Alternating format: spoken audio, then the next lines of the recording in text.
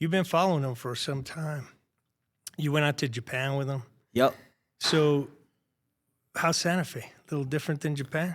Yeah, it's a lot different than Japan. Everywhere in the world is different than Japan, but so is Santa Fe. So I love Santa Fe. It's my third time here. Third time. Third time, yeah. My first time was the Venado Lopez camp. Okay. And ever since then, I've been in love with Santa Fe. You know, it's our state capital. Yes, I do. And Santa Fe, northern New Mexico, special. Like, I love New Mexico. I love Albuquerque. You love your city like that? Yeah, and I'm from a town in South Florida called Dania Beach. It's like right near Fort Lauderdale, Hollywood. I love it. I think it's one of the best places in the world. I announced at the Hard Rock. It's a great night of fights. And there's something about Florida. Yeah. It's humid, of course, but great fishing, right? Known for football. Nice beaches. Some tough boxers have come out of there. Glenn Johnson. Roy Jones, a little bit up north. A little bit up north, Shannon Briggs. Yeah, Shannon Briggs trains there. Muhammad Ali back in the day trained there. So yeah. So boxing, man, it is a special sport. And you've kind of dedicated your life to the sport. 1,000%. What made that? I mean, talk to me. I love boxing. And what was that initial? Did you walk into a gym? Walk me through it here, because to put in as much effort as you are into boxing. Yeah. I mean, to me, Max Kellerman's the best at history of boxing. He's great. Yeah, Larry Merchant was great at the history of boxing. Burt Sugar back in the day. Burt Sugar. Yeah. So these kind of the guys you're emulating, kind of, did they get you into it, reading these books and finding out about the sweet science? Yeah, I wouldn't say I'm trying to emulate any of those guys. I mean, I appreciate them. They definitely contributed. It's a good word. They definitely contributed, and I've enjoyed a lot of their content over the years. Yeah. But nah, man, for me, it all started when I was 6 years old. My dad put me in front of the TV, and we watched Bernard Hopkins versus Felix Trinidad. Great fight. First fight I ever watched. And from there, I followed the sport as a young kid, watching like Manny Pacquiao, Floyd, Cotto, those guys. But really, I would say things kind of intensified when I was 19. Okay. Before I was 19, though, I had spent 2 years covering the NBA out of high school. So the Miami Heat? No, not the Miami Heat. Like I was actually in Texas, Dallas Mavericks. Okay. Yeah, I was living out there with some family. So Luka on the team at that time? No, this is like Dirk Nowitzki, Jason Kidd, Vince Carter, like 2014. Okay. On that time. That kind of ran its course after 2 years. I love basketball. I still play and stuff, but I don't like working in the NBA, if that makes sense. It's very micromanaged and political compared to boxing. So then, like, after that ran its course and I moved back to Florida, I started covering fights in the local area. That was also around the time when I started training a little bit myself, because I was really lost in my life personally. Like, I had just trying to figure out my identity, what I wanted to do with my life. And then I went to the gym, and I started going to fights, and it just kind of clicked, just felt right. And I just haven't looked back since. Okay, so you step into a gym, start covering the Mavericks, switch gears to boxing, and you brought up some unbelievable names. B-Hop may be one of the greatest to ever do it, right? Yep. In his weight class. I mean, when you think of that weight class, you know, I'm thinking out loud, right? Carlos Monzon. Yep. Marvin Hagler. I'm thinking Sugar Ray Leonard. I mean, later for a on. time. Later on. For a brief time. I mean, Roy Jones Jr., I know he jumped up in weights, but to me, Roy Jones, middleweight, lights out Tony, and he moved up in weight. Michael Nunn. Yeah, so interesting, right? Yeah. That's one of the glamour divisions of boxing. I would say probably after heavyweight, you could argue middleweight or welterweight's the second most important division in boxing history. And lightweight? Lightweight, too. I mean, let's look at the lightweights. And Duran fought at many weights. To me, as a lightweight, there was nobody better than Roberto Duran, hands of stone. I mean, Alexis Arguello Chavez Sr. at lightweight. Yeah. Manny Pacquiao at lightweight. Pernell Whitaker. At lightweight. Sweet Pea was excellent. Like that whole era. I think that might have been the best era of boxing. Yeah, I mean, there's many great fighters through many great eras. You think it's the best era?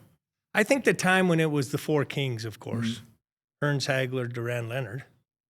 But you also had Alexis Arguello. You could watch Chavez Sr. You could see like Mike Tyson during that time. It was just a good time for the sport. Riddick Bowe, Evander, Jones. A lot of the fights were on network television too. So it was visible. It wasn't just like now, it's different landscape, with DAZN and streaming platforms and things like that. So now maybe sometimes, as great as the fighters are, they can get lost in the shuffle because it's not as big as it was for the average American sports fan back in those days. That's fair. But I'm thinking in LA at the Great Western Forum, Bobby Chacon. Great fighter. You know what I mean? Yeah. And the Bobby Chacones and the Bazooka Lamones and those guys probably inspiring Oscar. I don't know who was Oscar's inspiration, but those fights at the Great Western Forum, Danny Little Red Lopez. Yep. Salvador Sanchez, who we lost way too early. He was only 23 years old. He did a lot, though. He did a lot in that time. For that time. And not only did he do a lot in that time, but the guys he beat during that time. Correct. Now, isn't it interesting when it comes to boxing that you could have a guy like Sugar Ray Robinson, a Harry Greb, guys like that who are fighting over 100 fights. Sam Langford. I mean, 100, 200 fights.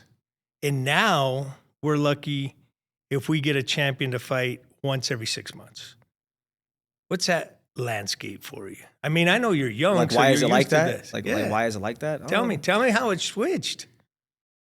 Well, back then, a lot of those guys, they fought during a time where the American economy wasn't the strongest. I mean, you could still say it's not the strongest now, but there was the Great Depression and things like that going on. And then also, too, I think we're more health conscious, or there's more regulations. It's a more regulated sport than it was back then. That's fair. Back then, they didn't care.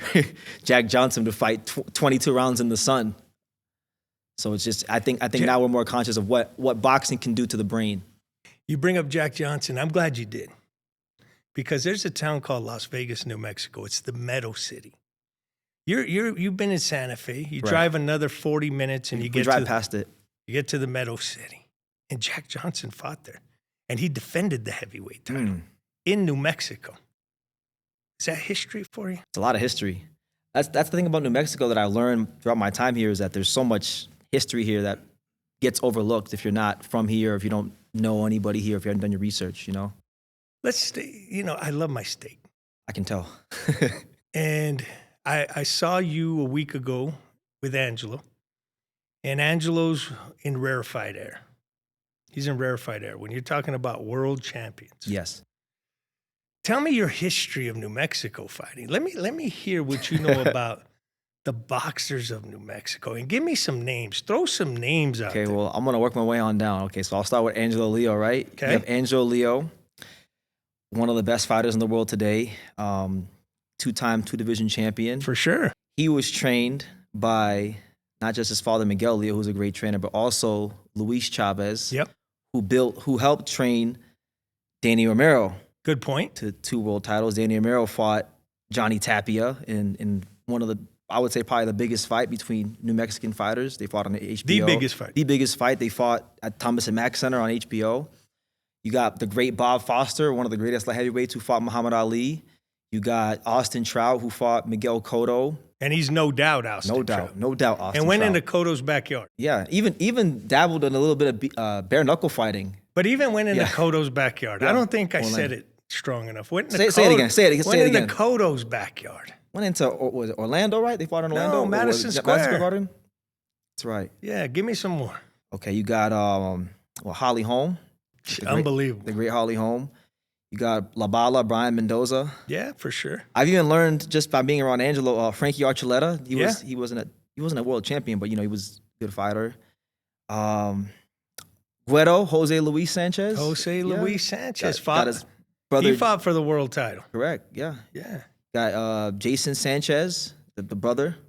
Well, Jason fought for the world title. Yeah. Jason fought for the world title. Weddle's upset a couple of prospects because Yeah. he beat a kid from my neck of the woods in Florida, a kid named Eric Tudor. That's He right. upset him. So, yeah, I mean, that's a little bit of what I know about Abraham Pettis. Abraham Pettis, Matt Great. Griego.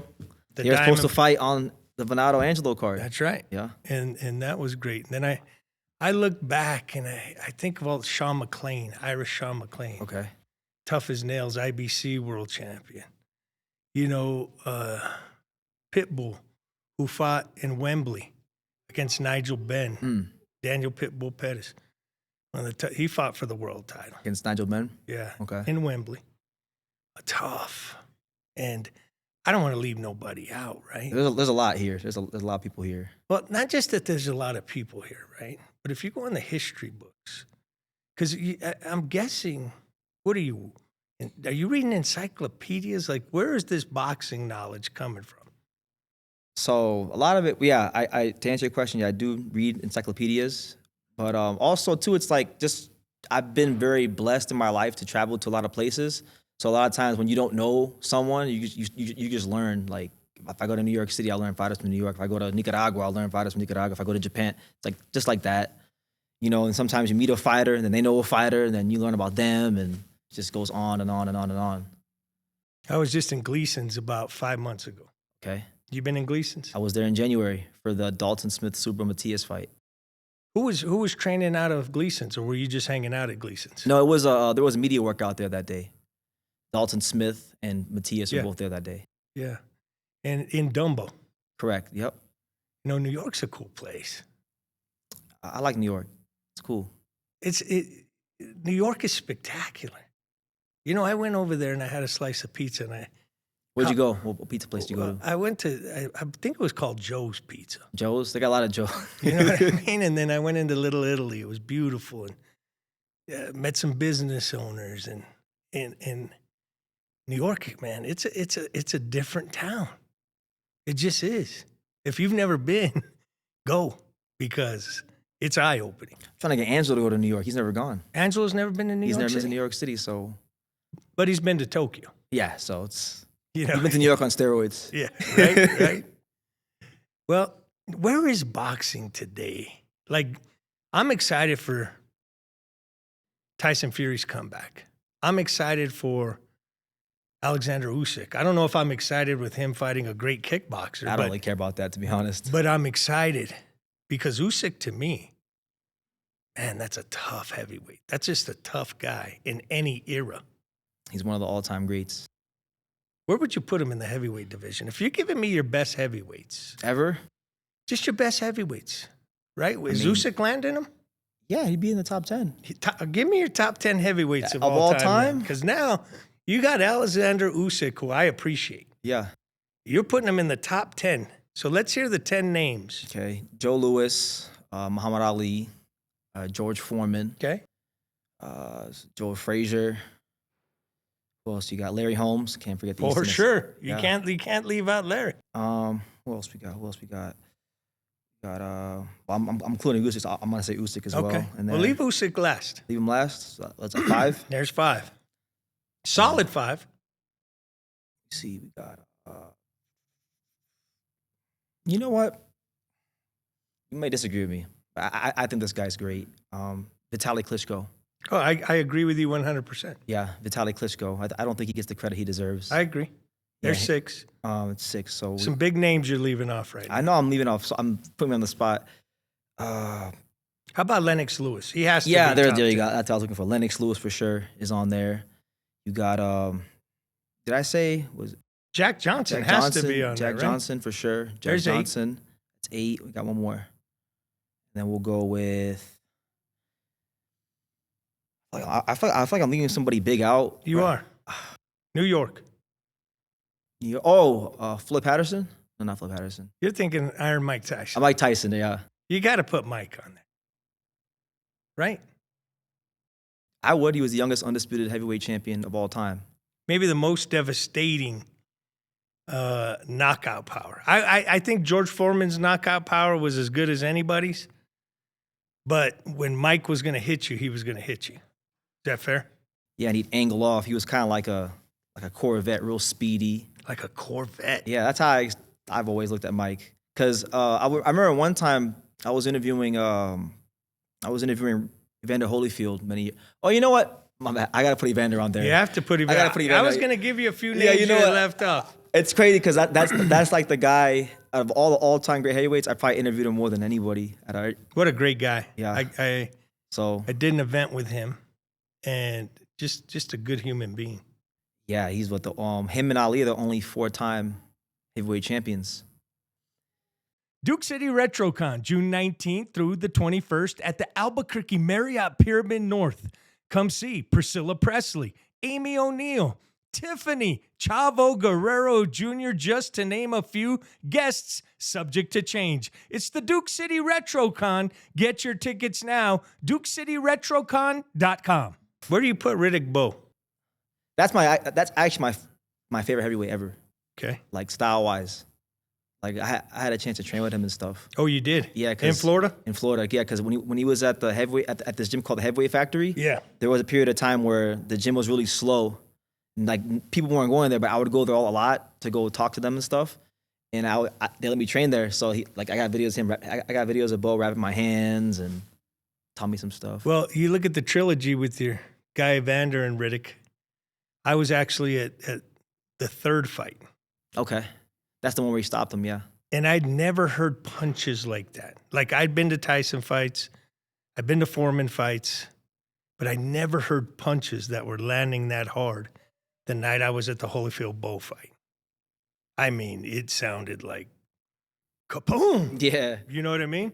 If we're talking about just talent, just pure talent, he's up there with anybody. Eddie Futch even said he was as talented as any heavyweight he ever trained, and he trained Joe Frazier and Ken Norton and Larry Holmes and some guys you left off your list. I met Ken Norton probably, I don't know, it's been about 7-8 years, maybe 10, maybe 12. You forget the years as they go by. Yeah, they just blend in. And his fist was like this big. Well, that's how Bo's fist is. Bo's fist is huge, and he's got. I could imagine back then what his punches would have sounded like, because just seeing him in the gym, even now when he's old and fat and he's just chilling, his fundamentals, like, they're still there. Like, the reflexes aren't there, but the fundamentals are still there. And he was a guy that had a bit of a growth spurt as an amateur, because he won the New York City Golden Gloves like 4 or 5 times, and I know he won like 3 or 4 of them as a light heavyweight. So the skills he has as a smaller fighter carried up when he had the big growth spurts. That's why he has that style. What's happened to Olympic boxing? I mean, I'll tell you a team that was incredible, had Meldrick Taylor on it. Purnell was on there. Evander was on there. The 84 team.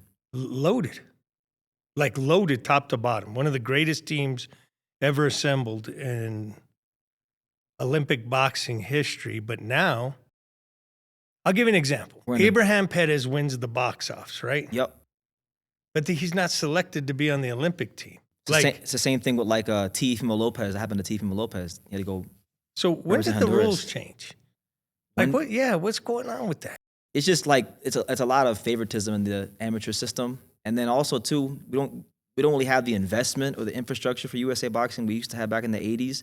And then on top of that too, a lot of the Soviet countries that weren't allowed to compete back in those days, they now compete. So now it's the talent is, I would say there's more depth of talent. And then we're not getting the investment. And then a lot of the best athletes in America are going to football and basketball because there's no scholarships for boxing. It's safer to go. There should be. And I had a chance with Angelo to go to they had the college boxing national championships in Vegas. Yeah. I would like stuff like that to take off more so that kids have an avenue to continue to pursue the sport of boxing if they want to. It's hard in 2026 to hear we don't have the infrastructure. Yeah. It's hard in 2026 to hear we don't have the investment, right? Yeah. For amateur boxing. Yet, Oscar De La Hoya, gold medalist, right? Think about the Olympic teams of the past. It made a difference. It did. Because when a guy would win a gold medal, that would be his launching pad towards stardom in the pros. You already knew who they were because you saw the journey. You saw them win the golds. So it made you be like, okay, can this guy duplicate that when he finally in the professional ranks? When Sugar Ray Leonard won the gold, it came with commercials. When Oscar De La Hoya came with the gold, it came with not having to fight 4-rounders for a couple bucks. So it means something.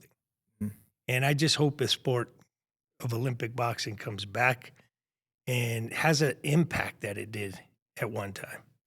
Yeah, it's gonna take like there was a lot of corruption in the last couple of Olympics. Like they had scandals and things like that, like the McLaren scandal. I don't know if you read up about that, but I think it's gonna take someone to actually break through and win a gold medal, because a lot of the guys on the U.S. Olympic team, for whether it be by hook or by crook, the Jamal Harveys, the Shakur Stevensons, the Keyshawn Davises, they were all expected to win golds, but they couldn't actually do it. So when it happens, I think that person, whoever it is going to be superstar. I know you're going to be are you at the David Benavidez fight? I'll be there, yeah. The monster. Man. Mexican monster. Why do you think that fight is impactful? Cinco de Mayo weekend. Well, it's right. Well, Canelo Alvarez is on the way out, so boxing's looking for its next Mexican superstar. Sure. That's always been such a prestigious date in boxing. You know, whether it be Mayweather fighting on that date or De La Hoya or Canelo. If you establish yourself as the headliner for Cinco de Mayo weekend, you've made it at the highest levels in boxing. So for sure, that's why it's big. It's also the first time two Mexican fighters, you could say, are fighting at the cruiserweight division for a title, a unification fight. So that's a big deal. Jake Paul called out Zurdo Ramirez. Yeah. Right? Yeah, he did. No, he did. And Zurdo, to his credit, in my opinion, I think he's been an overlooked fighter in the era, because he's been overshadowed by Canelo. He's been overshadowed by, Benavidez. But he only has one loss, and it was to a master boxer, Dimitri Bivol. And I feel like, everyone's picking Benavidez to win, and, fair play to them. But Zurdo Ramirez ain't no slouch. Like, he can really fight. And I can't find anybody who's picking Zurdo Ramirez to win the fight. Who would you take, Jake Paul or Zurdo? Zurdo, easy. You're saying that's an easy fight? That's an easy fight for Zurdo, yeah. Okay. Were you at Terrence Crawford, Canelo? No, I didn't go to that fight. How big was it for boxing? Boxing needed that. It was a big fight. It was huge. They did 70,000 plus at the Allegiant, so it's massive. That was a fight that people that I know in my personal life, they watch that fight and they don't even watch boxing. So when people I know that when non-boxing fans pay attention to boxing, that's kind of when you know it's big. But boxing needed that. Yeah. They needed that fight of that magnitude. Yeah. And then Crawford retires. Mm-hmm. Canelo's going to school, I believe, right? He's still gonna fight though. You think? Yeah, no. He said he just said he wants to become champion again. So he's probably gonna fight like a Hamza Shiraz or an Mbili for a world title. So you think he gets another one? I think he could, yeah. Where do you rank Canelo? Now, give me your greatest Mexican fighters. My greatest Mexican fighters. It's not every day I have a boxing guru. Yeah. I'll say, I don't know if I have a clear one. You could say, in my opinion, it's a 1A and a 1B. It's Salvador Sanchez and Ricardo Lopez. Those are your top two. That's my 1A and my 1B. You could have either one. Where's Chavez Sr. on that? Chavez Sr. would be, like, in my opinion, right behind him. Yeah, you have to put Chavez Sr. one. I have to put him one? He has to be one. He's El Gran Campeón. I mean, if you talk about boxing, Chavez has to be number one Mexican fighter of all time. I don't have number one. Ricardo Lopez undefeated, right? Yeah, I feel like he was the most. I feel like Salvador Sanchez and Ricardo Lopez, they're the two most skillful Mexican fighters. Juan Manuel Marquez is pretty skilled. He's very skilled. Great master counterpuncher. Has some great wins on his resume. He's in the mix. You asked me about Canelo, right? Yeah. I would say Canelo's somewhere like in the bottom 5. Wow. Yeah. That's no slight on him though. Canelo's a great fighter. Like, great fighter. It's Mexico. This isn't no regular country you're talking. This is Mexico. Like, this is where. So go back to Chavez Sr. Mm-hmm. Okay, when he knocks out Maldrick Taylor in that 12th round, the referee Richard Steele stopped that bout. Yeah, very controversial. Right? I think don't quote me, 87-0 before he lost to Frankie Randall. Yep. 88-0. Yep. Fought on every Tyson card. Like, he became a household name in the world. When he fought Hector Camacho in that great rivalry of Puerto Rico and Mexico, I mean, he's a guy who put it on the map. Now, Edwin Rosario as well. Yeah. Another one. Good fighter. Great fighter. Ivan Boyd called out Owen. I'm thinking of because of Ricardo Lopez you brought up. I'm thinking of that weight class. But Manny Pacquiao won his first belt at what, 106, 105 pounds? Yeah. Think about what Manny Pacquiao has done. When he go from, what was his last fight, 154? Oh, yeah. 154. And I thought he won. Oh, against Barrios? Yeah. No, that was 47. That was 147. Yeah. I thought he won. I thought he did too, and I thought I don't know why they didn't give him I was surprised they made it a draw. Because I thought it would have made financial sense to give Pacquiao the decision, but. He's fighting in an exhibition. This week? Last week? I don't know. I don't think it's happening anymore. Okay, so it's not going to happen. Because he's going with the whole Mayweather thing. You know, a cool story about Angelo, right? So Angelo used to train in the Wild Card in L.A. Mm-hmm. And guess who Freddie Roach's #1 student was? Manny Pacquiao. And look who's promoting him. Manny Pacquiao. Isn't that cool? Boxing has a way of bringing things full circle. So. And you know what I love about the sport is it's life, man. It's real life. And everybody has a story to tell. Correct. And sometimes a story you want to read, and sometimes you're curious about the story. But what is it? Like, what is that makes boxing special? Now, let me ask you this. Okay. Is being the heavyweight champion, and listen to how I said it, because you're going to say, Mike. The old school way. Yeah. Yeah. Is the heavyweight champion of the world the greatest prized possession in all of sports? Is it bigger than a World Series ring? Is it bigger than a Super Bowl? Is it bigger than winning the Masters? I think it is, but it doesn't. I think in this generation, maybe it doesn't hit the way it did when Joe Louis was fighting, because there was only one belt. You know, I think. Well, he was fighting a country too. Yeah, I mean, there was Germany. There was a lot more history to that. Correct. So that's why I thought it was so prestigious to be called the heavyweight champion of the world. I think it's the most prestigious thing in sports, just because boxing's a one-on-one sport. You know, like if the Dodgers win the World Series, Ohtani is a great player, but Ohtani, before he went to the Dodgers, he was on the Angels for years and couldn't do anything, no matter how many home runs he hit or how many games he won. Boxing's a one-on-one sport. It's the ultimate test of a man's will. You know, I've been here in camp. I've been sparring my boy Eric over there. Shout out to Homestead, Florida. I sparred him 21 rounds, right? And I got taken to some dark places that I ain't been at in a while. And I had to really grind my way through it. So to pivot back into the heavyweight thing, them guys can punch. You know, anybody with 8-ounce gloves can punch, but with heavyweights, it doesn't even matter if these guys are known as feather-fisted heavyweights. They can knock you out because they're 200-plus pounds. Yeah, for sure. So to navigate through all that and be the last one standing in the heavyweight division, what more do you want? I think about it, right? Like, you know, and Angelo, you're talking about he's one of 4 champions in the weight class, right? Correct. How many weight classes total in boxing? 18 or 19 now. And times that by 4. Some of them have all 4 belts. Correct. But you're talking a very less than 100 baddest dudes on the planet. Out of thousands. No, out of millions. You're just talking about the pro guys. Yeah. I'm talking about everybody. That's less than 100 champions when you think about it. Yeah. I mean, what's the calculation on that? If I wanted to play in the NBA and I started at 6 years old, was your first. I think Angelo was 7 or 8 when he put on the gloves. Mm-hmm. And I thought I was going to make the NBA. What are my chances of making the NBA? So there's 15 guys on every team. There's 30 teams. So that's like 450? Yeah. Less than 100. That's my point. So whatever calculation that is, yeah, for everybody who thinks they're going to make the NBA, that calculation's even smaller. Cut it in half. Right? Yeah.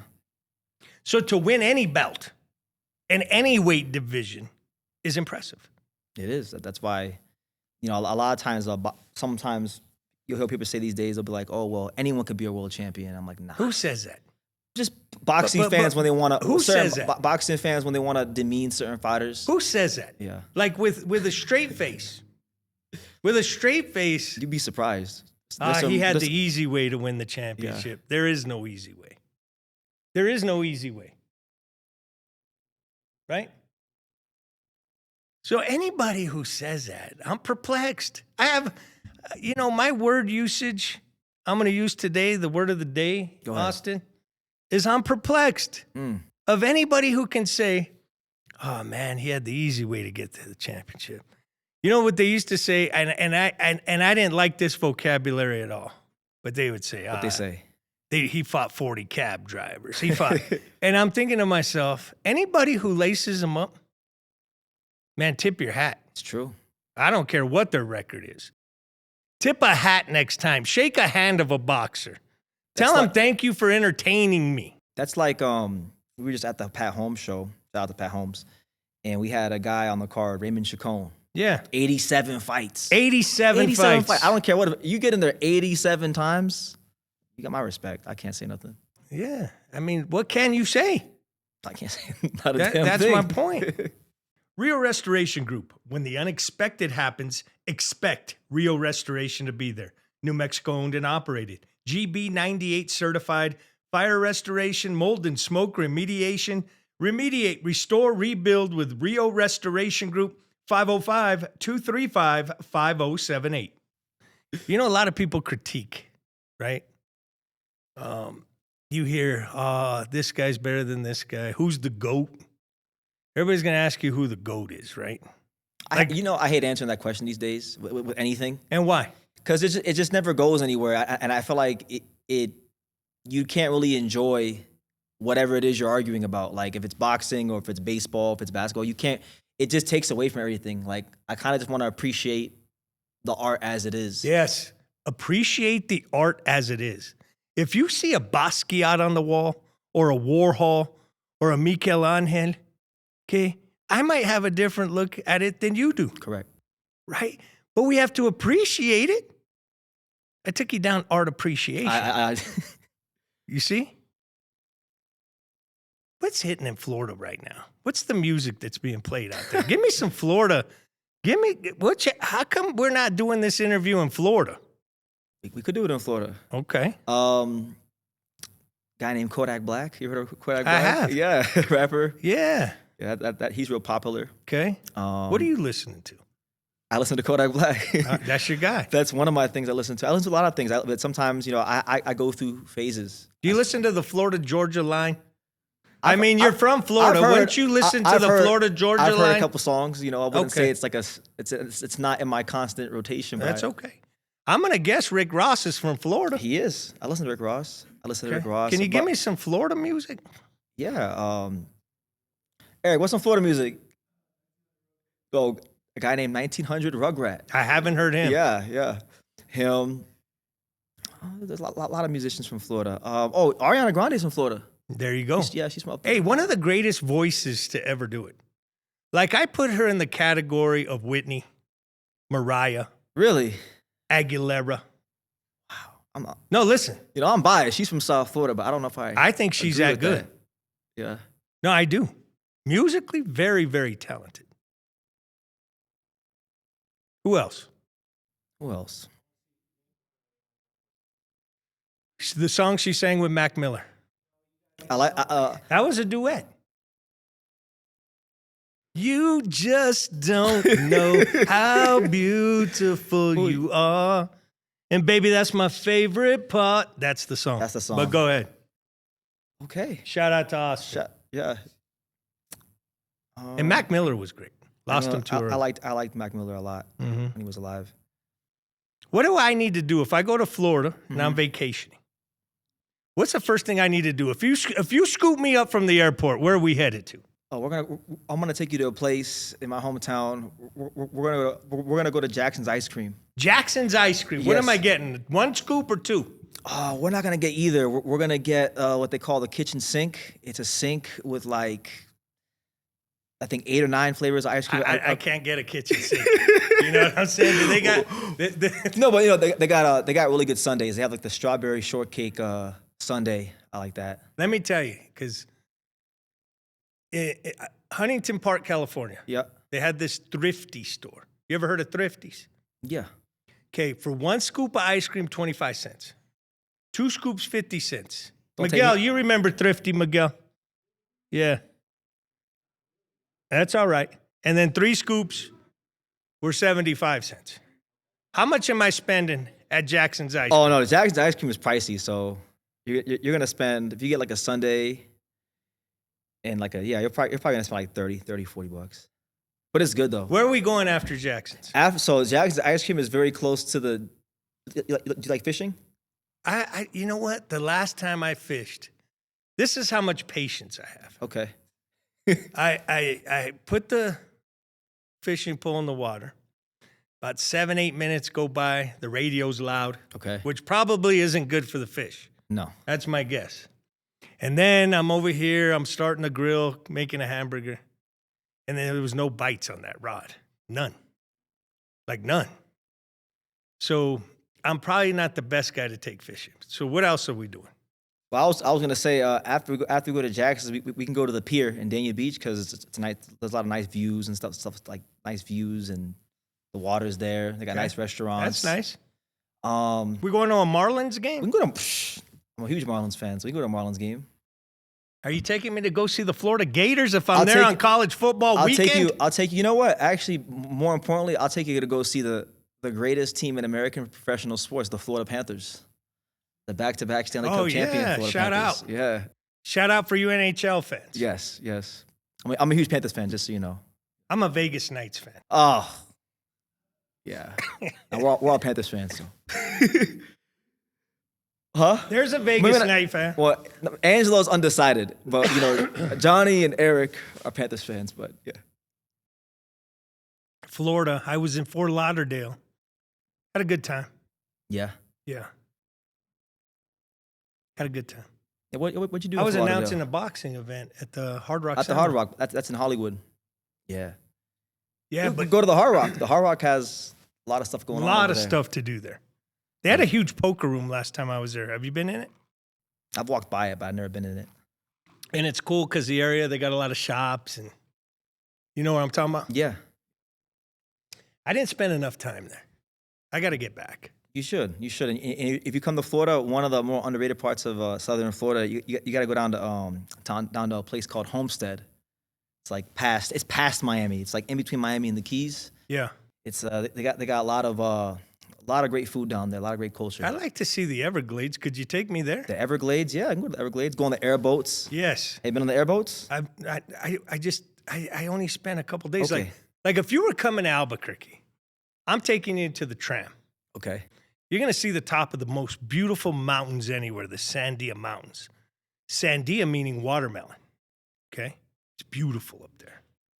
Get to the top of that mountain. That's where it starts. From there, we're going to, if it's Balloon Fiesta time. I love the Balloon Fiesta. I went. Have you been? I went. Yeah, What'd you think? I loved it. What was the best part as a tourist? As a tourist? What was that thing about the Balloon Fiesta? The balloons, like all the different types of balloons they had, like because they had like cartoon balloons, yes. And they would light them up at different times, and the food was really good. I actually want Angelo to fight on the Balloon Fiesta weekend. What do you think about that? I think it would be defend great. The belt one time. I love it. Balloon Fiesta weekend. I think that would work. Have you been to Old Town? Old Town, where's that at? In Albuquerque. I'm giving you where I would take you. You're taking me to Jackson's Ice Cream. We're starting off in the mountain. Okay. We're going to head down to Old Town, right? And then we're going to see this beautiful city we call Albuquerque and the culture. You know, since you've been here, what's it been, 3 weeks, you said? About a month almost. Red or green chili? Green all day. Why you say all day? Like you didn't even bring up red. You just said red I'm green cool. all day. Red is cool. It's just green is it's the thing. It's like the signature chili. They're both signature. They're both signature, but I just think of green chili when I think of New Mexico. I like it more. That's like being in Philly and saying which cheesesteak Pats or Geno's. Well, if you ask the people from Philly, they'll tell you neither. They'll say go to the corner store and get you a cheesesteak. Really? Yeah. Because when I went to Philly one time to go watch Jerron Ennis spar, yeah, and I asked that question. I said, Pats or Geno's? And they said neither. Go to the corner store up the street. That's what I did. Boots is good. Very good. No, Boots is good. I've seen him spar. Do you think, where do you, I don't see how, he needs to get some big fights. He has a big fight. Against Xander Zayas. Oh, Xander Zayas. That's right. That's right. He's from South. He grew up in He's from Puerto Rico, but he trained in my area. That's a tough fight. That's a great fight. It's a great fight. Hopefully, I'll be out there. Maybe Angelo will be out there because he never been to New York. So Yeah, you take him out there. yeah. Take him out there. Well, let's stay in Albuquerque. Okay. You know what I mean? Then we're gonna get you a Lotta Burger. Have you been to Lotta Burger yet? I have. What's your thoughts? I like it. It's good. I was just there maybe a week and a half ago. Have they taken you for chimichangas at the Allsups? Yeah. All subs. I've been to Frontier. That's my spot. I like Frontier. Everybody. The Fiesta Burger. Home run. That's my go-to. I like the huevos rancheros. Okay. You know, but they're known for their sweet rolls. I had that too. I had one the other night. What'd you think? I loved it. The orange juice. The So you loved hoops, scoops, and alley-oops. yeah. And the Mavs were always your team? The Mavericks? Or you just No. My favorite basketball team is the Hornets. the Charlotte The Hornets? Charlotte Hornets. Yeah. And when you were growing up, who was on the team? Rex Chapman, Grandma, Muggsy, Baron Davis. Baron Davis could hoop. That was my guy. Like Baron Davis can hoop. That was like, he is getting me fired up to go to the basketball court. Watch Baron Davis dunk on people with the headband on. Yeah. And then you'd go to the park? And Eddie Jones. Okay. The first basketball jersey I ever had was Eddie Jones. Charlotte Hornet. Yeah. I went and saw the Hornets play the Hawks in Atlanta. Shout out James Borrego, the head coach of the New Orleans Pelicans right now. Yeah, former Hornets coach. Former Hornets coach from Albuquerque, New Mexico. Is he from? Wow, I didn't know that. You're going to get some Albuquerque I'm gonna history in get. this Put me on interview. game. Keep putting me on You game know what to I'm all saying? this New Mexico history. So when you get to these boxing events, people are really starting to know you. Yeah. You know what I mean? And what's it like from when you began? So think about you're covering the Mavericks and then you decide to Evander and Riddick are giving you interviews, right? Down in Florida. And Shannon Briggs. And Shannon Briggs. To now you're going to be at the Benavides fight and people are going to want you to interview them. Like they're hoping you interview them. Yeah. What's it like now? Yeah, walk me through. I mean, listen to what you just said. You walked into a gym. They were kind enough to speak to you. Yeah. And now you're going to be at the biggest fight, two of them, one right here. Yep. So you go from Vegas to Atlanta. Yeah. Okay. Where are you living at? Oh, that's a good question. Florida. So Florida's home, Yeah. but you got a lot of stops and a lot of friends. I'm honestly like I'm always going somewhere. Yeah, which is cool. You know, I'm always somewhere. Like if I'm not here, if I'm not in Mexico, I'm in Vegas. If I'm not in Vegas, I'm in Florida. If I'm not in Florida, I'm in North Carolina because I have family up there. Chicago? I'm going to Chicago soon. So in Vegas, what gyms are you hanging out? Where you got Fight. friends like Angelo, but Yeah, who are yeah. your friends in Vegas? oh, my friends, like fighters, or just Yeah. boxing people. Well, my best friend in Vegas, apart from Angelo, is this boxing reporter named Sean Tatel. Okay, You know Sean Tatel? I don't know, Sean. Yeah, he's one of the best. Him. And then I go to Top Rank. I go to Top Rank Gym. Shout out Bruce Trampler. Bruce Champler. Shout out to Frank Stea down at the gym. You got Knuckleheads Boxing I go to sometimes. Salas's gym got burned down, so he's somewhere else now. But I go see Salas sometimes. And yeah, pound for pound every now and then. Pound for pound boxing gym. Sure. I go there sometimes. But wherever I gotta go to get the interviews, that's where I'll go. So it could be. I even go to the smaller gyms like Silver State Boxing. That's a smaller one. Yeah. But to answer your question about like what does it feel like now, or walk you through the process, so it's surreal because when I started off in 2015 covering boxing, you know, I'd be in my room and I'm just like shooting videos, whatever, and you know, in my mind sometimes I'm still the guy from 2015. I don't really feel like I've changed much, but like it's not until I actually start going to the events that I realize how big this whole YouTube thing has gotten.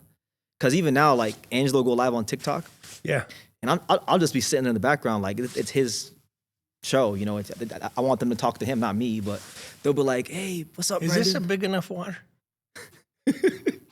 Go ahead, I'm listening.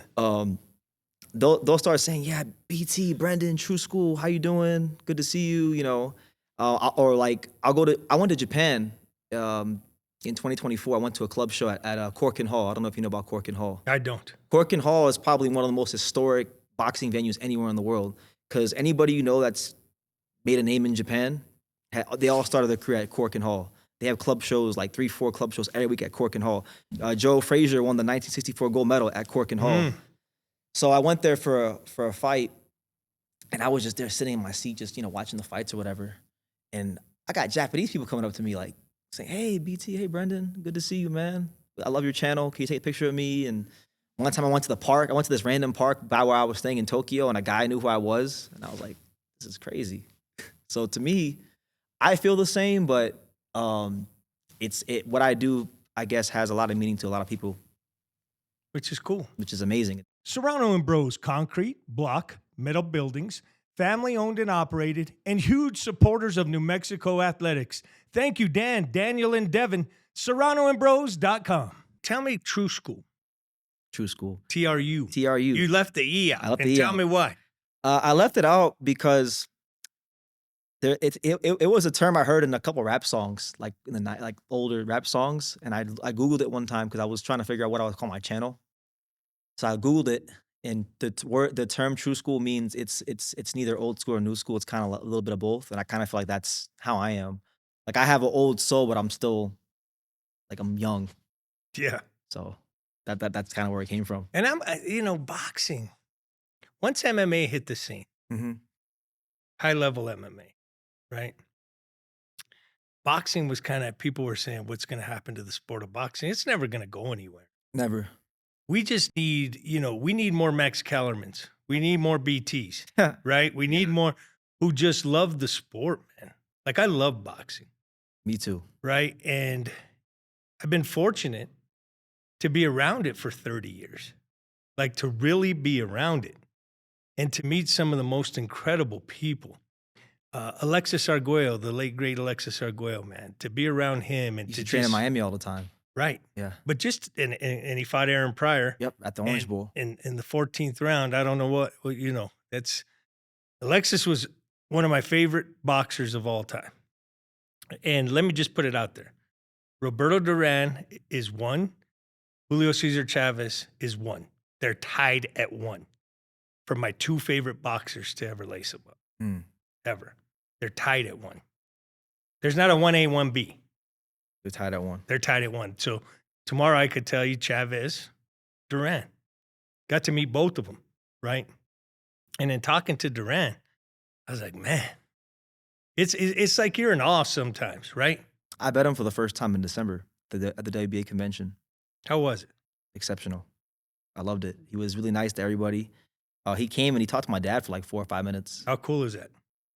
Great. We were eating, and he came by, and my dad was just telling him about some of the fights he watched, and he sat there and he talked to my dad about those fights, and he was just a regular guy. You wouldn't know that he was Roberto Duran. Duran Leonard won. Incredible. See, this is my thoughts, right? Duran beats Leonard in Montreal. Okay? Then 8 months later, they're fighting in the Louisiana Superdome. Can the man enjoy his title?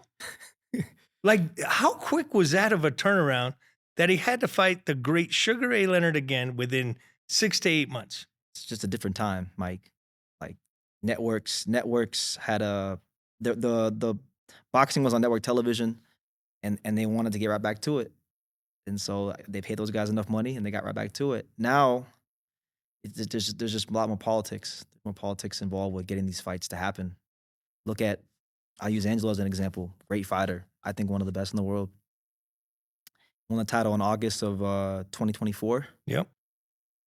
This fight against Rai Salim will be his first fight in America since as champion, because he had to go to Japan. He go all the way to Japan. He should have got the fight in New Mexico.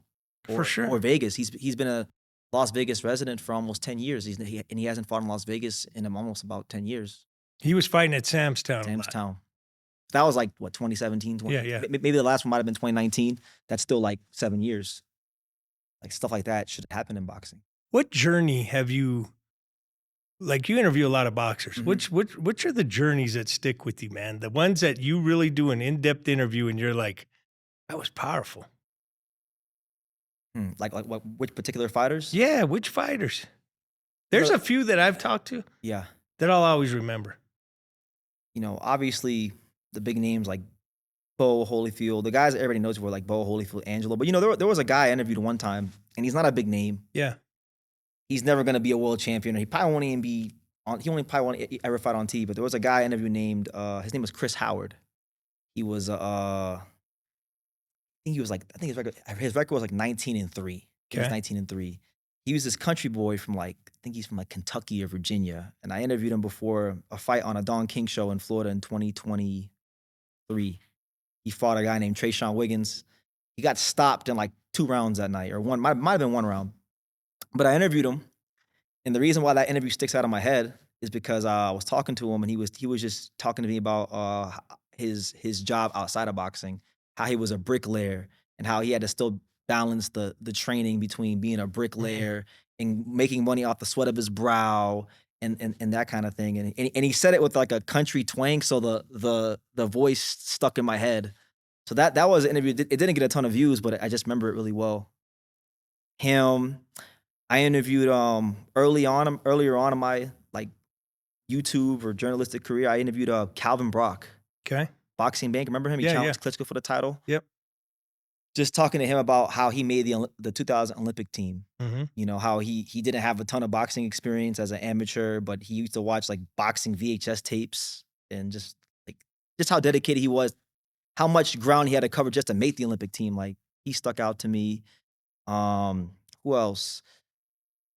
Probably early in her career, Clarissa Shields, because she lives in Florida. So early in her career, I saw her spar men at Fifth Street Gym, and just seeing how dedicated she was to the sport. She's probably one of the most dedicated fighters I've ever seen. Greatest women's fighter of all time. 1000%. You say? Yeah. I say Holly Holm. Yeah. Well, because what MMA? Well, no, I'm just Holly beat the coal miner's daughter. Okay. You know who I'm talking about? What's that? Coal miner's daughter. That's not Vonda. No, that's not No, Vonda. no. Who's coal miner's daughter? I'm gonna let you think about that, okay? As I Coal keep miner's moving daughter? on. Yeah, Okay. Mia St. John. Mia St. John. Okay. No, she wasn't the coal miner's daughter, but she beat the coal miner's daughter. She beat Mia St. John. Okay. She beat the best in her time. Duck no one. Is in Conestoga. And don't get me wrong, Clarissa Shields is great. But to me, the greatest woman to ever lace them up is Holly Holm. And then what she does in MMA Yeah. shocked the world. That knockout of Ronda Rousey. It's a big deal. Because I remember Ring Magazine had just put Ronda Rousey on the cover. And that was like, a lot of boxing fans were in uproar about that at the time. Because they're like, how can you do this? You know, how can you put it? But Ronda Rousey catapulted mixed martial arts, right? UFC was talking about never having a women's division until Ronda Rousey. And those arm bars were incredible. My shout out to her. I know she's fighting Gina Carano Yep. coming up on MVP, which takes me back to Jake Paul. What he's done for women's boxing is incredible. Were you at Amanda Serrano and Katie Taylor? No. I mean, sell But out the guard. Everyone I know that was at that fight, and I'm talking about not just fans, journalists, people that go to fights, that have been going to fights probably longer than I've been alive. They tell me that's like one of the best atmospheres ever. Was Katie Taylor, Amanda Serrano, Yeah. which is kind of surprising, but you could feel it through the TV screen if you watched it. It was a great fight. And Clarissa Shields, what do you see? What's next for her? Like, is there anybody out there to challenge The her? only big fight I feel, because I know people mention Alicia Baumgartner, but Yeah. nah. Come on. I'm thinking more like Michaela Mayer. 2 Olympians. Yeah, I like that matchup. 2 great fighters. To be honest, I feel like at this point everything's just a bonus. She kind of did everything. She beat all the girls that she could have possibly beat in and around her weight. She did it already. She 168, 160, 168, heavyweight, 3-time undisputed. I mean, what do you want? Two gold medals. Ammo, it's a lot. She rematched a couple girls. You know, Beat them all. beat them all. She's the truth. She is the truth. She's selling when she fights in Detroit. She sells like almost 15,000 tickets. Come on. Yeah. If you go watch her last couple of fights. Go look at the crowd. She's selling tickets. Have you been to Detroit? No, I want to. I haven't gone. Where's that city you've been to, but, need to go back? As far as boxing? Yeah. That's what we're talking about. Yeah. I mean, I don't know what's going on over there now, Yeah. but whatever they was doing in the 80s, they got to get back to that because they had Is things. Vegas the Mecca? A boxing? Yeah. Is it or is it Madison Square Garden? When's the last big fight in Vegas outside of Crawford Canelo? Mayweather Pacquiao? Like Mayweather mega fight? Mega. Yeah, probably. But I think now, I mean, with all the Saudi money, I mean, it's crazy to say, but like Riyadh, Saudi Arabia is kind of the new Mecca of boxing. Or they're trying to make it the new Mecca of Sure. boxing. I don't look at it like that, but they're trying to make it the new. All the big fights seem to go there now. Fury Usyk was in Saudi Arabia. That better be a Bivol was in Saudi Arabia. Hey, Bivol's good. It's one of my favorites. What makes him so good? It's his footwork and it's the way he's able to transition from offense to defense seamlessly. It's a And great he's an point. accurate puncher. He's not. He doesn't waste punches. He doesn't need to be a. He doesn't need to load up. He's just sharp. He's really sharp, and he knows where he's at all the time in the ring. He knows how to get you to slow down, Sure. cut your punch output in half, make you fight his pace.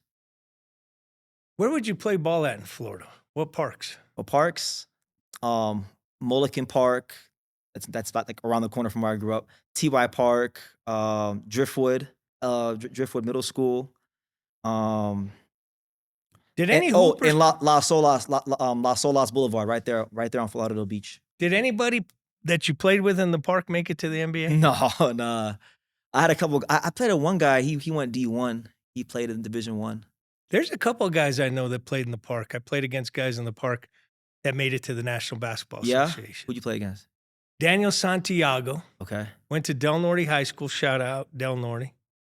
From Del Norte, he played at a small college, transferred to UNM, ended up with the Phoenix Suns, and made the Puerto Rican Olympic team. Damn, it's pretty Played good. in the park with, and Pretty that, good. yeah, I mean, come on, that's big time hoops. Fair. Yeah.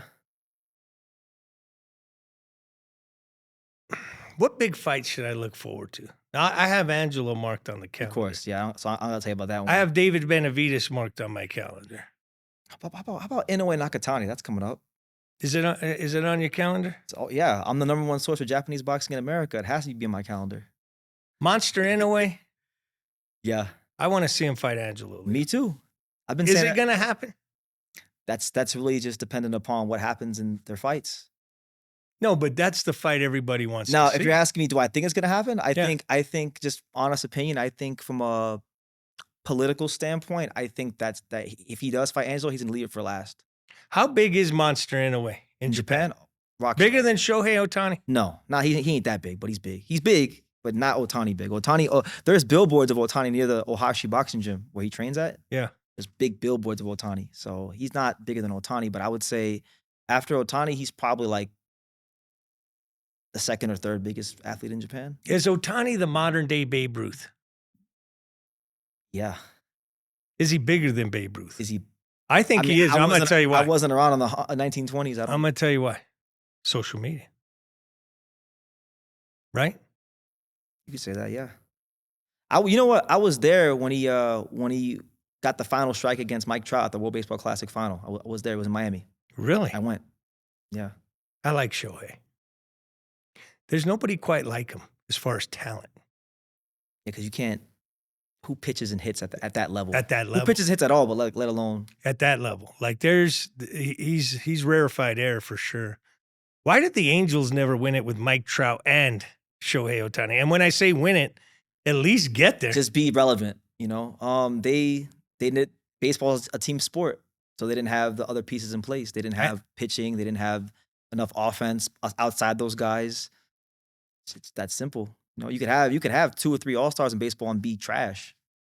When do you think that boxing salaries will get to hundreds of millions of dollars? Who's going to be that boxer to make it consistently? There's been boxers who made 100 million, but who's going to be the one boxer to consistently stay at that number? And is it realistic? Is it even realistic to think those numbers in the sport of boxing? Inoue's trending in that direction. He's already getting like $30-40 million a fight. Okay. You know, he won this fight. But I'm talking consistent. Consistently? Like I'm talking Floyd? about, like Floyd was consistent, right? He was consistent when he made his money. That's such a one-off, like making hundreds of millions of dollars a fight. There's a lot of factors that go into that. Maybe someone like depends. Maybe like Mosi Talma, Okay. Well, You know- what weight is he? heavyweight. He's that British kid from England. How many fights does he He have? has, I want to say like 14 or 15 fights. He's like 20. He's like 20. I think he's 19 or 20 years old. He's already ranked number 1 in the WBO. He'll probably fight for heavyweight title in the next year or so. Who's he going to fight? He could. I don't think he'll fight Usyk because I don't think Usyk's gonna fight him. But I think maybe one of the belts will go vacant and he'll fight. Oh no, you know who he'll fight? He'll fight the winner of Fabio Wardley, Daniel Dubois. That's who Okay. he'll fight. Because he's like the guy they're really pushing over there. They're calling. They're trying to say he's like the next Tyson and all this stuff. I mean, Rio Restoration Group. When the unexpected happens, expect Rio Restoration to be there. New Mexico owned and operated. GB98 certified. Fire restoration, mold and smoke remediation. Remediate, restore, rebuild with Rio Restoration Group. 505-235-5078. What kind of food is there to eat in Japan? oh man, What are you eating out there? Because you seem to be out there a lot. I haven't been there since June of last year, but my favorite thing to eat there is udon noodles. These really thick noodles. I like that. I like Did you eat ramen? I did. Ramen, udon. I had Did you have chicken ramen when katsu. you were little? Yeah, I had like the ghetto ramen, like Maruchan. But those were 10 for 10. You could get those 10 for $2. You talking about like ramen at a restaurant? No, I'm talking ramen at a store back in the day. Like if you went to a grocery store, you could get all those little packets for like 25 cents, Yeah, right? yeah, that's what I had. So now, have you been to a ramen in America? Vegas Yeah, or? yeah. Well, Was how it- come the bill's $35 now? What's different? Well, it's they upcharge it because they feel like you can't get this in many other places. Like I went to there's a spot in Vegas called Izakaya Go. Mm-hmm. They got a bunch of Japanese food there. So they got ramen, they got udon, they got all that stuff there. They charge you the 35 you're talking about. What kind of sushi roll are you getting? I don't eat sushi. Sashimi? I don't like sushi. No, I'm not a sushi seafood guy. at all? I like seafood, but I don't like sushi. I like shrimp. I like salmon. I'm not like a sushi guy. Yeah, I don't eat it either. I don't know why I don't. Like, what's your go-to? Tacos? Yeah, you can't go wrong with tacos, burritos. I like salmon. French. I like French fries. I'm a simple guy, man. I'm not hamburgers, French fries. tater tot, Tater tot. Shout out to tater tot tater tot, with ketchup. steak. Well, you can't have tater tots with steak. Well, not Can together. you? Is that a go-to? No. Yeah. I think so too. I guess you could. You can do anything. You have done a lot of things. I've been a very blessed, fortunate man. When did, this social media stuff, it's big, huh? It's huge. Is this the new way of watching television? It's the new way of not just watching television, but also I would say like producing content, distributing content, communicating with the world, getting your message across to the world. That's one thing I'm like really big on. Like, and I try to encourage the guys, Angelo and the guys in camps. Like these guys all have really interesting things about themselves. Sure. So social media is a place where you lean into those things. So if you're like naturally an outgoing person, if you like to do skits or act, do skits and act. If you like painting, you could start a whole Instagram page about painting. I Do saw. you like to paint? I want to learn. I never tried it, but I would like to learn. Yeah, I painted once. I stopped. You know what I'm saying? It wasn't good. Well, you know when you paint a picture and you take it home, and of course everybody's going to tell you, "Oh, this is great," Yeah. but then you get the one real guy who says, "This isn't so good." Sometimes you got to listen to the real guy, Sometimes you do. right? Can't just listen to all the, what do you call it? You can't have all the people that just puff you up and massage your ego. You can't have that. That's why I have these guys around me. They keep me sharp. Like one time, I'll tell you a story. Yeah, please do. 2024 for the Venado Lopez camp.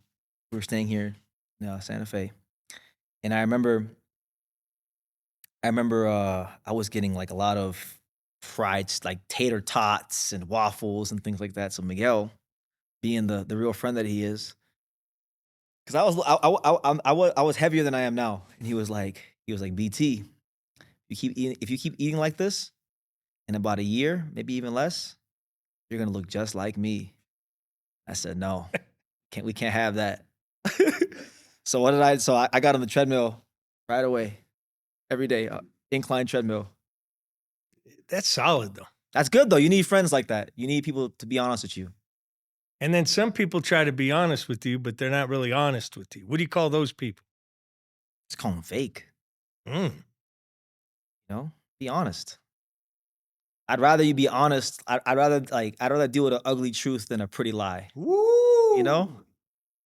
Who said that? Is that a famous quote? I mean, do I attribute that to you now?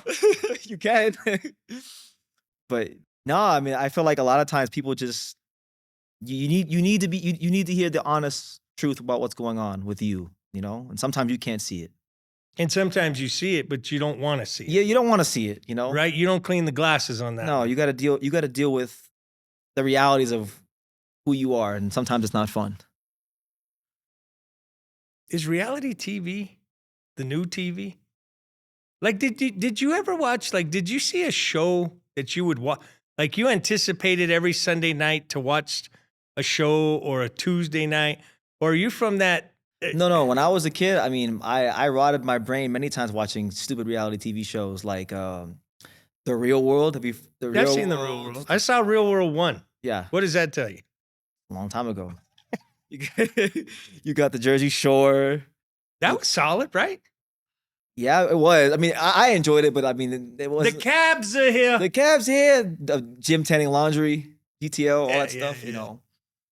Yeah, reality. I mean, even now, like Tyson Fury has a reality show on Netflix, Meet the Furies. I like documentaries. Me too. What's your favorite sports movie? Of all time?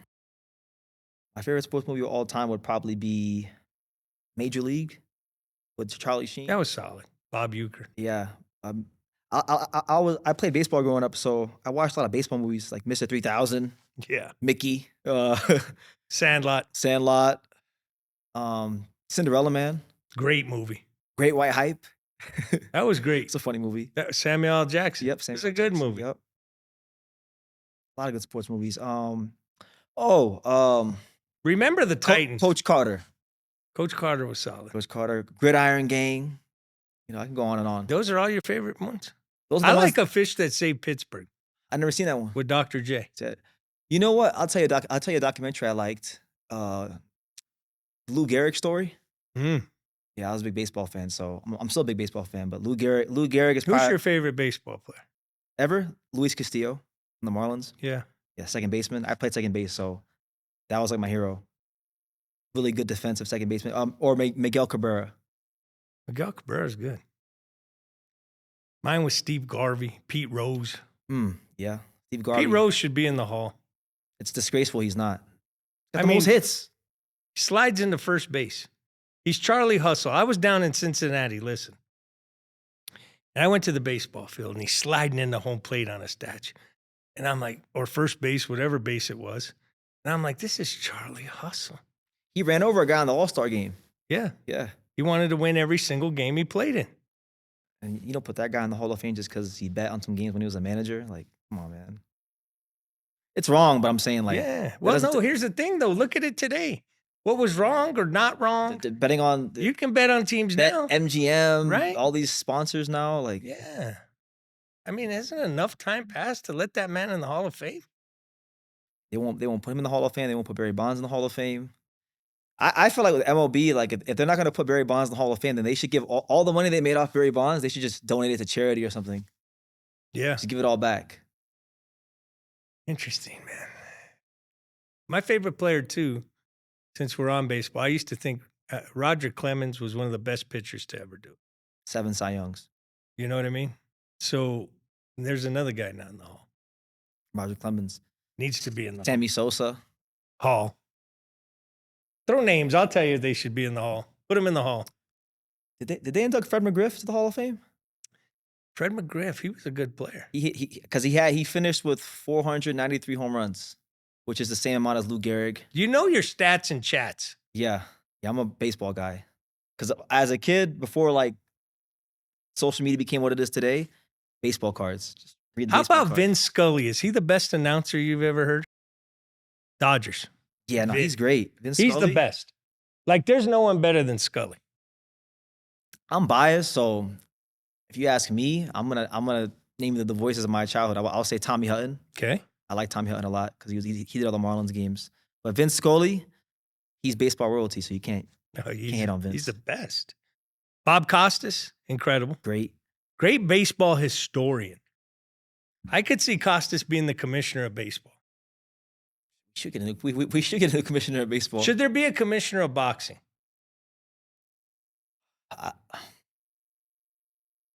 Yeah. I don't know. Boxing's not like other sports. It needs a commissioner. It needs something. I mean, I think they're trying to do that now with, you know. Well, there are commissions. Zuffa There's box- commissions, of each state. but there's not commissioners. You know? Yeah, I like that. I'm excited for Zuffa boxing. You? Yeah. What's your take on Zuffa boxing? Well, it's interesting on a lot of levels, right? I think it's going to do well. I think Dana White's probably one of the greatest promoters in the history of combat sports, and if he concentrated that on full time, On boxing? if he concentrated full time, he'd take over boxing. Yeah, it's interesting times. Boxing's in a weird place right now. I don't know how to feel about it. Well, here's me growing up. Go ahead. HBO After Dark. Yep. Loved it. I go back to watching fights on what we have here is Channel 13, which would be CBS. Be on a Saturday, start about 1 o'clock, and you'd see the fights. That was free TV. Then Showbox was great. Then you'd get the big fight on Showtime or on HBO. That's all gone. And now when you get it on Netflix, or you don't get boxing at all, DAZN, Netflix, who else is in the game? You got DAZN, you got Netflix. I mean, that's really all it is now because of all the major. You got Amazon Prime. You got Amazon Prime now. Who fought on Amazon Prime? PBC does the show. That's right. Prime. You're right. Yep. But even them, like they're considering now going to DAZN. So you're gonna have 4 of the big power brokers of boxing under one roof if they go over there. So there's not, all the. Nick Khan mentioned this at the Senate hearing for the Ali Act that pretty much all the big networks they got out of boxing. MVP has a deal with ESPN, but that's just for like women's boxing shows. That's great. It's Shout out Jake great. Paul. Oh, Yeah. Jake Paul's doing his thing. But it's just there's not a lot of When you programming. say where's the state of boxing, tell me what you mean. Like, are you worried? Because like I told you, the best time for boxing was 1980s, for me anyway, Mhm. to about 20 till now. Okay. So when I look at the whole landscape of boxing, Yeah. I feel like boxing has a visibility problem in America. And what way? Get deeper. Boxing is probably the 9th most popular sport in America. Give me the other 8. I'm curious.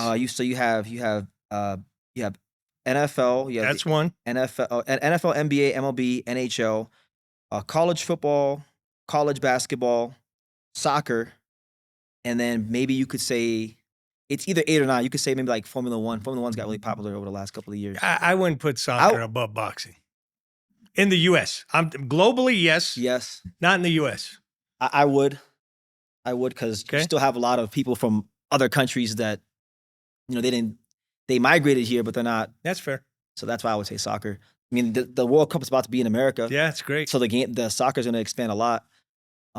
So boxing has a visibility problem because probably for every calendar year, you probably have maybe one, and on a great year, maybe 3 or 4 days where boxing gets the undivided attention of like the average or non-sports fan. Crawford Canelo. Like stuff like that. And a lot of people can't tell you who the champions are because boxing is on DAZN, which it's a niche platform. It's behind a paywall, right? You got to pay to get a subscription. So it's not accessible. You have to go out of your way to go see it. So even with Zuffa boxing, because a lot of people say like Zuffa boxing is the savior of boxing, but really, I feel like they're doing a lot of the same things that the other promoters do. They're on Paramount Plus. That's behind a paywall. Yeah, Paramount Plus has a big 80 million subscriber base around the world, but what percentage of that is boxing fans, you know? I feel like boxing has to get back to a place where it's on network television again. So an ABC or a CBS or something like that has to. But is anything free? See, when I say free TV, all you had to do was have a TV. Yeah. Is anything free on TV right now? Anything free on your phone? No, but like there's levels. Like, okay, you have your basic cable package, right? You're still paying. You're still paying, but you're not paying an extra fee on top of that to get an extra channel. You know what I mean? Mm-hmm. Like most Americans are struggling economically right now, so they can't afford to pay, you know, whatever it is for DAZN or Paramount Plus, or they might have to choose, you know, because people have responsibilities. For sure. So that's why I'm saying that's why it's that much more important where boxing should be back on the forefront of network television long term. But is combat sports 10 then? Like MMA? Is it dead? No. Or is it what? You had boxing at 9. Yeah. Where's MMA? Where's UFC? Oh, MMA's popular. I would say MMA might even be more popular than boxing. Yeah. I would say that would be 9. Boxing is popular for certain fights, but week to week it has its core fan base. But week to week, it's not on the level like average fan base wise to other sports. Sure. And a lot of that's because of I think the promoters over the last 15 to 20 years are a big part of that. They've driven a lot of fans from the sport, marinating fights, pushing, trying to manufacture fighters that they feel economically would benefit them, and then fighters that maybe don't fit what they feel is a star, they freeze them out. They don't give them the fights. So there's a lot of that, a lot of factors. You like being around it though, huh? I love it. Boxing changed my life. I was a whole different person before. In what way? Just a more confident, self-assured person. I would say that for sure. Well, you hang out with some dudes who are pretty yeah. You're hanging out with world champions. Yeah. I mean, they're gonna bestow you some of their confidence. Yeah, right? yeah. No, that's for sure. But I would definitely say too, like they get to hang out with me. Dang, No, I like that. You know what? Look at that swagger. Yeah. That's not confidence. That's swagger, right? Yeah. Well, no, you know what it is, Mike? I think I've been through a lot of different situations in my life traveling. Sure. It just matures you. When you have to go to certain places young and you don't got the most money sometimes, you're stressed out. You know how to figure things out, and it matures you real quick. But you've also been able to live life that a lot of people don't. This is true. Yeah. So you're living your dream. See, I am. And you're getting to see the world. Boxing. And good boxing, man. Yeah. Like, who wants your seat? Everybody. Yeah, a lot of people. Am I right? I would say so. A lot of people. Because I get messages from people like on YouTube, like people that just start their own channels. They'll ask me, how do I do things? And I'm like, look, man, I just did it. If I knew, I just made videos and just was passionate about what I was doing, and it resonated with people, and here we are. Yeah. It's heavy. I'm thinking back now about everything we've talked about, right? From you walking in that first gym, to the stint with the Mavericks, to getting Evander Holyfield to talk to you. Yeah. What was that first interview like? Tell me, what do you ask Evander Holyfield? What did I ask him? Yeah. The first time, my first interview, I think I probably just asked him about the Riddick Bowe fights, because Bo Holyfield one is my favorite fight of all time. Okay. So I asked him about that. But my first interview actually wasn't with Evander. My first interview ever, and you'll know this guy actually because Go ahead. Let me hear it. He fought someone from New Mexico. Who is it? My first interview of all time was Amir Young Master Imam. Who do you fight from New He Mexico? fought what was the guy's name? Fidel Maldonado. Yeah, Jr.? Fidel, tough. Yeah, on Showbox they had a fight. Tough. So he was at the time. Shout out to Trisco Kid. Yeah, at the time he was Amir Imam was a big prospect. Don King was calling him the next like Felix Trinidad. I remember. Long rangy guy. That was at the MGM. When they fought. Yeah. Yeah. That was at the MGM. So yeah. That was your first interview. My first interview was Amir Imam. Then it was it was Amir Imam, and then it was Shannon Briggs. Then it was Evander Holyfield. That's pretty big. Yeah. Pretty big right off the top. Just man. right off the top. And then what happened? You post that on social media? So I started posting it, and then the videos did pretty good. And then I asked him, I said, hey, is it okay if I asked the guy, can I come back? Can I interview you guys again whenever I have anything to ask you or whenever you have a fight coming up? And they would say, yeah. They said, yeah, come by. And I just kept going to the heavyweight factory. And then they would tell me about other gyms in Florida that I would go there. And then I would even go to like the Golden Gloves. I figured out when the Golden Gloves was. I would start going to the Florida Golden Gloves every year, which is funny because the guy in the gray shirt right there, Eric, I saw him fighting the Golden Gloves in 2017. And Shout out Eric. And then Did he win the Golden Gloves? that year? He didn't win it that year, but he's won it before. And then That's solid. And then what's funny is I had a video of him on the channel in 2017, but then when he made his pro debut in 2020, that's when I got to know him. And then now, like, we're in camp together with Angelo, so it's like everything comes full. So when you say you're in camp, you're sparring, you're working sparred, out. yeah. No. Do you run with Angelo? I ran before I came here. How many miles? Well, we ran like today was 3. We ran like 3 miles today. So today was like a light day. But there's been days where like I'll spar, and the next morning we go to like the mountains. Let me ask you this: somebody calls you up, celebrity boxing. Are you in? Let's run it. You taking on all people? Let's run it. Are you listening to this, Austin? This kid's training with the world champions. I wouldn't want to fight him. Right? Serrano and Bros concrete, block, metal buildings, family owned and operated, and huge supporters of New Mexico athletics. Thank you, Dan, Daniel, and Devin. SerranoandBros.com. You might get the call. But you're willing to do it because there's been some guys who've done it, right? Yeah. I mean, if it made sense, I'd do it. Who would I fight? You gonna Gotta call someone else. Get a matchup right here on the show. They're trying to match me up. Who's he gonna? Who would I fight? The hell of a question. You know who I'd like to fight? Just because I get annoyed. Are you familiar with like the streamers at all? I'm not. Like these streamers these days, these guys that they stream on this platform called Kick. It's like really popular with the younger crowd. And there's a guy on there. Everybody says I look like him. It's annoying because I don't think I look like him. This kid named Neon. I'd probably spar him just because I get mad when they say I look like Neon. But I don't have anybody in particular I can think of right now. But if a name was presented, I would take it. You know, one of the toughest dudes out of Florida was Kimbo Slice. That was the first YouTube video. The first time I ever used YouTube was to watch Kimbo Slice beat people up. I met Kimbo, and nicest guy, man. That's what I heard. Nicest guy. I met him and Herschel Walker at an event. Herschel Walker. Get the great running back. Georgia. And he fought MMA. Yeah. You remember that? Big shoulders, yeah. Never lifted a weight. Everything was push-ups and sit-ups. Yeah. He had a Hercules shoulders. One of the greatest running backs of all time. So you're ready to get in the ring. If it presented. You ain't looking for it, but if you get that phone call, you're going to answer it.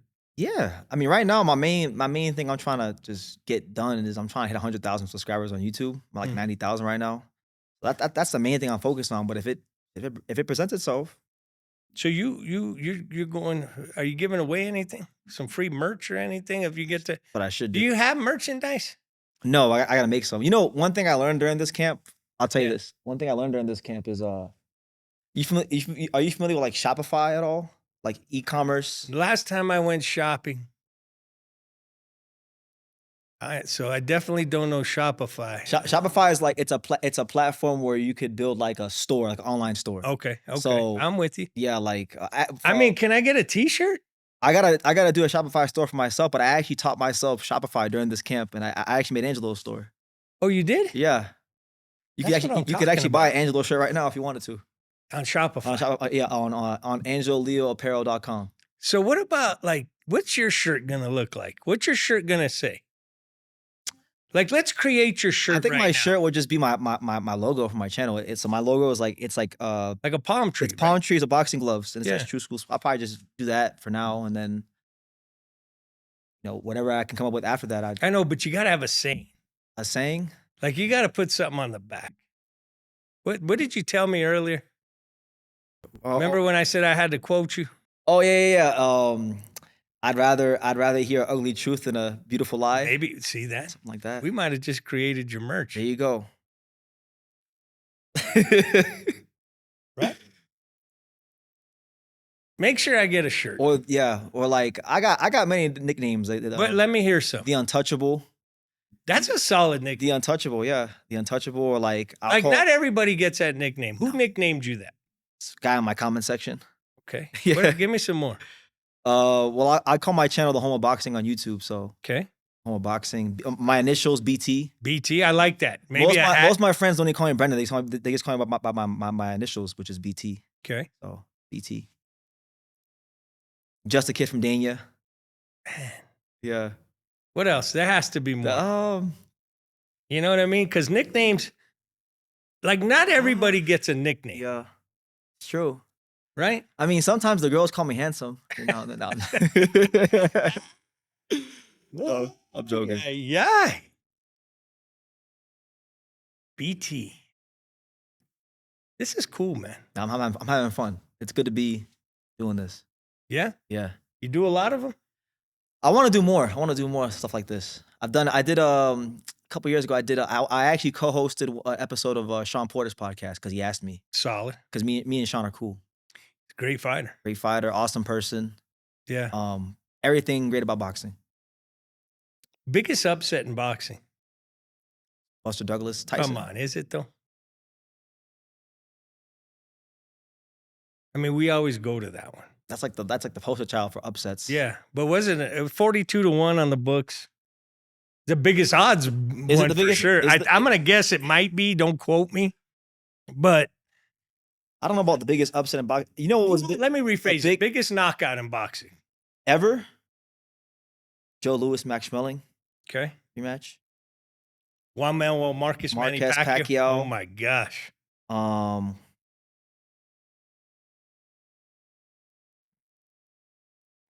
don't know about biggest knockout, but Tyson when he knocked out Spinks, 91 seconds. Yeah. Ferocious. You know, Angelo Leo in the 10th round. Tingley Coliseum. You know, it was big. That was a great one. That was ESPN's knockout of the year, by the way. It should have been the Ring Magazine knockout of the year, but it was tripping. they gave it to, I think, Daniel Dubois against Anthony Joshua. You know, it was a great knockout I saw in person over there in Japan. Brian Norman Jr. and Jin Sasaki. That was a scary one. And you know, when you watch some of them in person, but in Japan it was different though, because you know the Japanese crowds are very reserved and respectful. So you could hear when he hit the ring, you heard the sound all the way from my seat. Merch is big now. It is, and I've always been interested in like I like product, and I'm a creative person. Are you? Yeah. Where do you get that from? Like, do you DJ? Like, no. What kind of creativeness do you have? No, I just like I guess I would just say I'm like an idea guy. Like I'll just be out somewhere and I just get ideas all the time out of nowhere. Like give me an idea you thought of in these last 2 hours that we're talking. A T-shirt for Angelo. Okay. About that just says on the front, WBO Super Bantamweight Champion, IBF Bantamweight Champion, and on the back I would put like Angelo Leo, Albuquerque, New Mexico, like just stuff like that. Yeah. Sometimes it could be video ideas for my channel. Sometimes it could be just like anything that has to do with like products and creating things. Sure. I'm really into that. And especially like I said, this camp I learned about Shopify. It's really big. Like people make lots of money on Shopify, creating these online stores. And I started at the end. Who would have thought online stores, right? Yeah, it's a big thing. I started at the middle of February. Me and Angelo did some road work one night, and he was telling me about these shirts that he had in his garage, and I was like, "Why don't you just do like a Shopify store?" And then I was like, "Well, why don't I just try it? Like, see if I could do it, right?" So then it costs like $1 to make an account. So I opened one up and I just started reading and studying it. And then just as camp went on, it kind of clicked and I learned how it works and what you got to do. And we got it going now. You know what I think a cool shirt is? A dog. A dog? Just a dog's face on a shirt and a hat. Yeah. You know what I mean? Yeah. Don't you think that's cool? We've been talking about A it. dog in a hat. And I know we've been talking about a dog on a like hat. a dog, and you're from New Mexico, a dog with a Lobos hat on? Come on. Or a dog with a bird. A dog with a Zia. Yes, I don't know. Something like that. right? I know an animated dog on a hat would be super cool. Don't you think? Yeah, look, I got a guy who's Sometimes, like, based on, like, these guys' personalities, I'll give them ideas. So, like, I'll use Eric as an example. go ahead. Eric has a great personality. Like, one day you gotta do one of these with him. But he'll like, he likes to act and do these skits and things. I said, bro, do skits on Instagram. Who's his favorite actors? I mean, well, you just can't Who's your act. actor? Brad Pitt. There you go. And his favorite boxer is Alexis Arguello. Yeah, see? He's Nicaraguan. That's the Nicaraguan Mike Tyson right there. What's his record? 12-2 with 7 knockouts. Is Miguel training him? 8 knockouts. Yes, he is. Yeah. Who's your favorite actor? My favorite actor? Good question. Who's my favorite actor? I thought about that. I'm going to tell you my 3 favorite Go ahead. actors. Go ahead. Daniel Day-Lewis, Okay. one of the best actors to ever do it. Okay. Robert De Niro. And I'm going to go Denzel.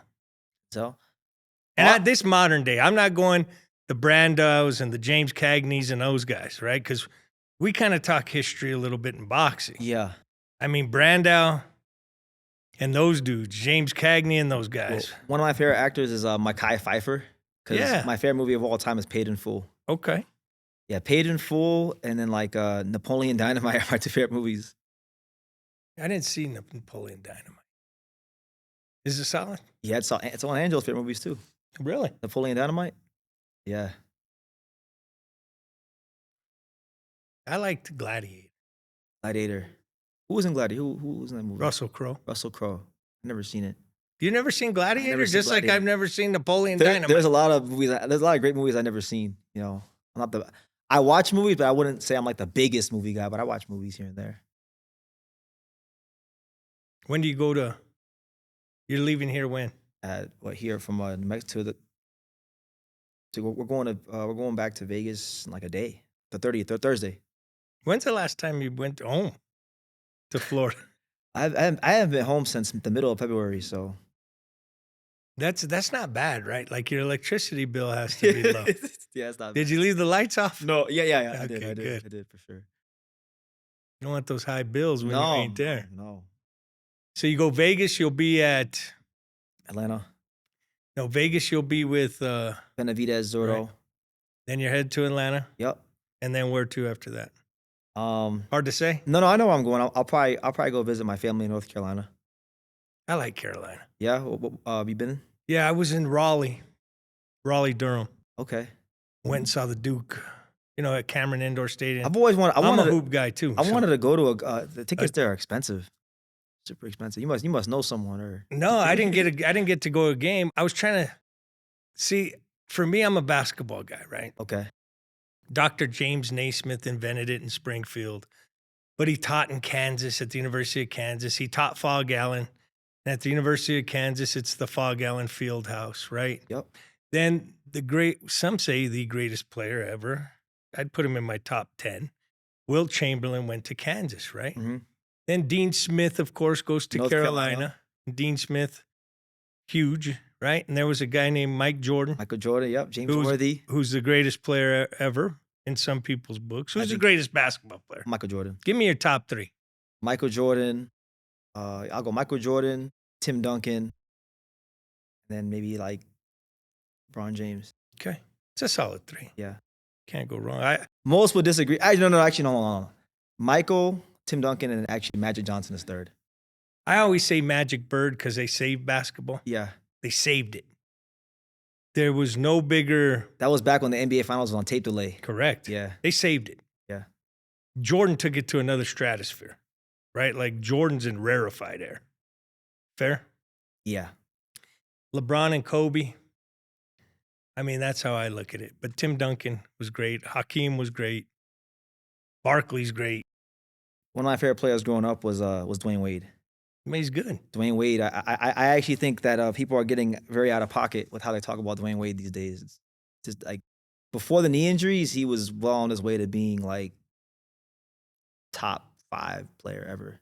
You think? He was a Hall of Famer. Dwayne Wade was a Hall of Fame. He was a Hall of Famer after his 3rd season in the league, because he was first year, right? He gets drafted. I think he got drafted 3rd or 4th overall by the Heat.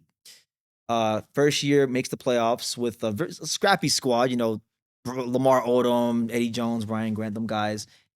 They trade Odom. They trade Odom for Shaq because Shaq wanted to play with him. That's how great he was. Shaq wanted to play with him.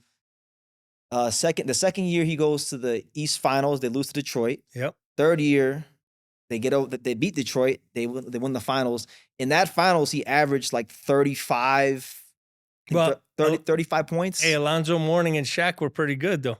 Yeah, they were, but they were way past their prime. I mean, not Shaq. Shaq was still an all-star, but Mourning was way past. He had the kidney issues and all that stuff. Wade was the straw that stirred the drink of that team. Even Shaq said it. For sure. Well, yeah, he was. And that finals performance was one of the greatest performances of all time. So yeah, he was I think 2 or 3 time all-star already, finals MVP, all NBA twice already. No, he's good. You know? He's great. Like Shaq think about it. Shaq left the Lakers to play with Dwayne Wade.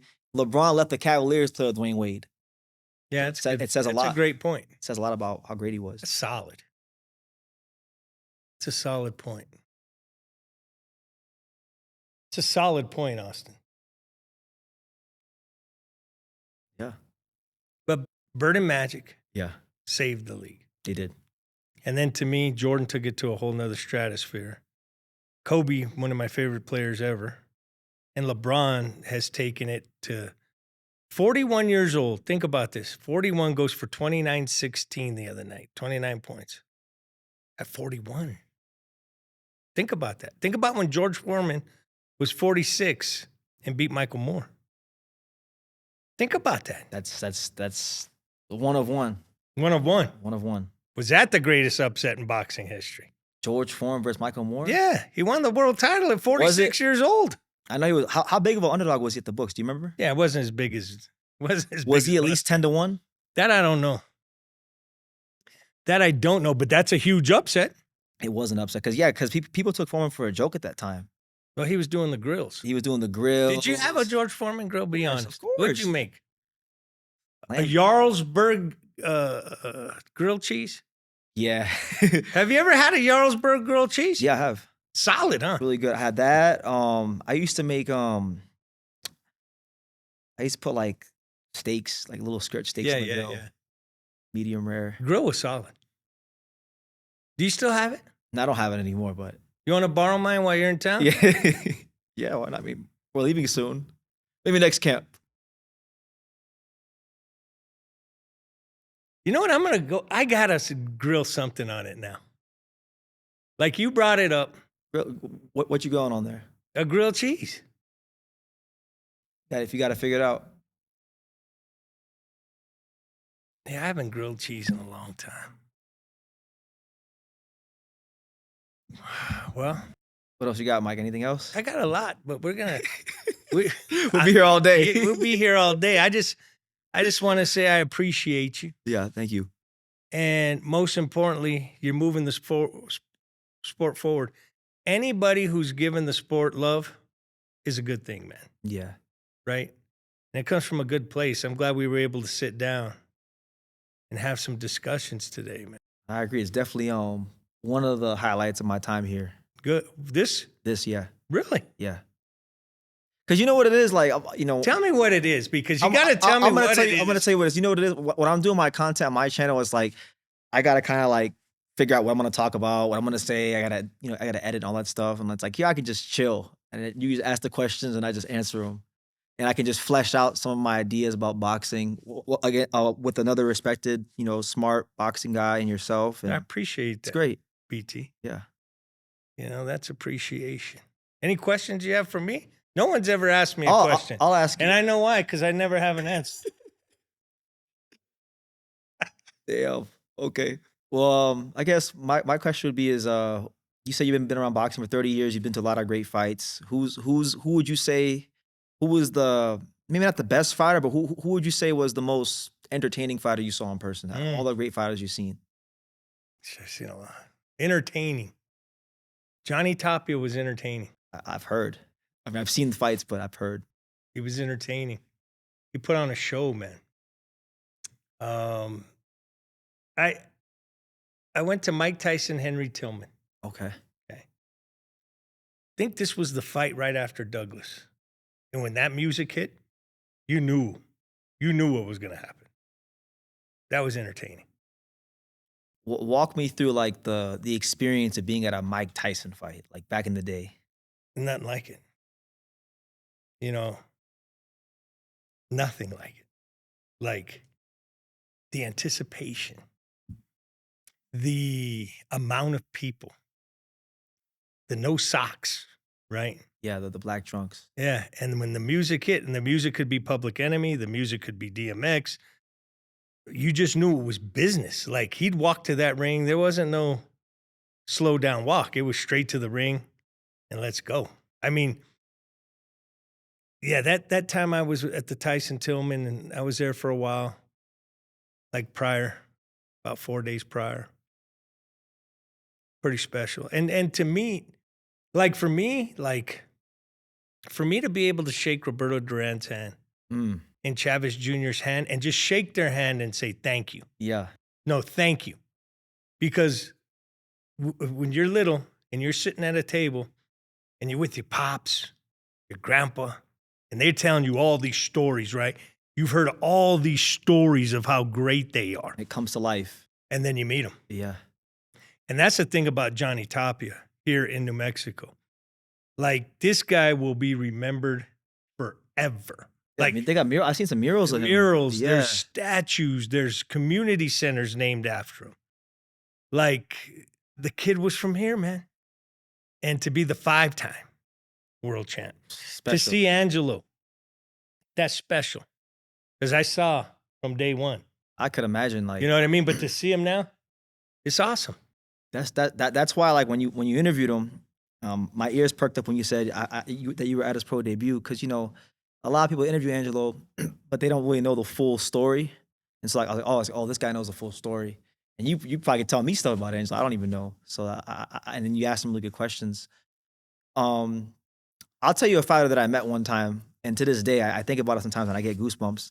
Is Marvelous Marvin Hagler. Ooh. I met him in 2016 at the WBC convention because it was in my hometown, and that was my dad's favorite fighter, you know. And my dad and I are like this. Like, if you ever watch True School Sports, my dad's in the video sometimes. Sometimes I joke around. He's more famous than I am, you know. 'Cause people love my dad. He's got a great personality. But when I met Marvin, it was like, this is the guy that made my dad like boxing. So if this guy didn't exist, maybe I'm not doing this. Maybe I'm doing something else. So when I met him, it was pretty awesome. I got a picture with him. You just keep doing what you do, right? And get to your 100,000 subscribers. 1,000%. Get to 150,000. Who knows, Who right? knows? Sky's the limit. And don't change your phone number when you get to 500,000 subscribers, right? No, I'll keep it the same. Because that happens sometimes. Or get a personal assistant. Don't call my assistant. You know? That's it. Don't do that.